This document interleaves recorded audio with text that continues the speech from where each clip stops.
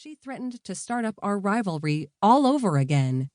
I'd just become the proud owner, operator, chef, sales force, marketing director, and janitor of the Lickety Splits ice cream shop.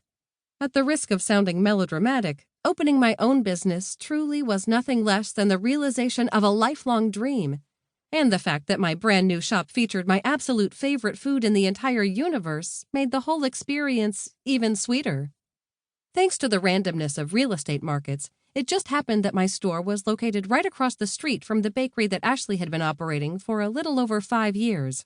I learned that because right after I'd moved back, the local paper, the Daily Roost, had run a big article about Sweet Things celebrating its 5-year anniversary, complete with photos. Still, the shop I'd rented had a great location, and everyone knows the #1 rule of real estate is location, location, location. It was on Wolfert's Roost's main thoroughfare, Hudson Street, and it was less than 100 feet from the charming town's busiest intersection. The front of my building was incredibly cute. It had a Victorian look, with ornate wooden columns framing the door and window boxes along the display window. Inside, it had a shiny tin ceiling and a black and white tiled floor. It even had an exposed brick wall that gave the place a touch of old-world charm. The space also happened to be the perfect size. In the front section, there was enough room for 2 glass freezer cases displaying the 18 flavors of ice cream that I intended to change from day to day, as well as the line of eager customers I'd hoped to regularly attract. But there was also room for 6 small, marble-topped tables, 3 along each wall. Each table accommodated 2 black wrought iron chairs with pink vinyl seats. And in back, there was plenty of space for the 2 industrial-size ice cream makers I'd installed, along with a gigantic ice cream freezer, 6 feet wide and 6 feet high, that provided enough storage space for at least 24 giant tubs of ice cream. I'd also squeeze in a big counter for chopping chocolate and shredding coconut. The moment the real estate agent took me inside the empty storefront, I'd seen its potential. As soon as I'd signed the lease, I jumped into realizing that potential. I'd had the exterior of the shop painted a soft shade of pink, then personally painted the wooden columns and the window boxes lime green. Next, I'd put a window bench in underneath the big display window, painting the slats pink and green. As a finishing touch, I'd filled the window boxes with pink and white petunias that spilled over the front and sides, the green of the leaves picking up the building's lime-colored accents. Inside, I'd hung paintings of ice cream concoctions along the brick wall.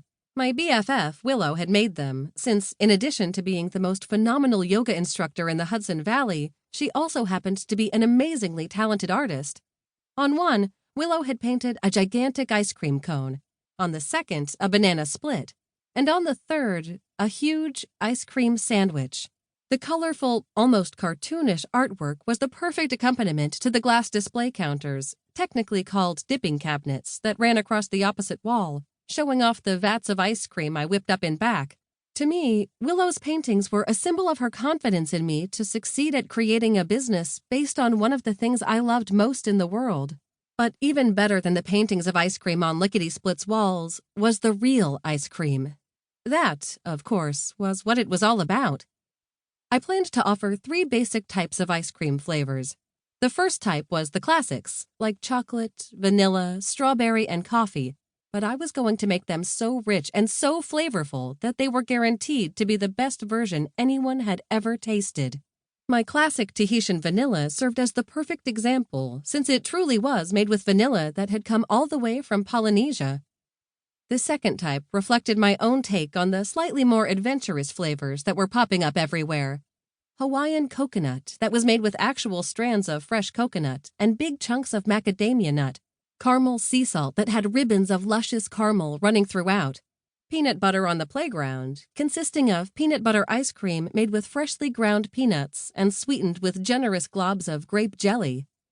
The third type, which I was most excited about, consisted of my very own creations. The idea of being able to express my love of ice cream in unique ways was what made my heart pound and my head spin as I lay awake nights, thinking up fun and delicious new flavors. Strawberry rhubarb?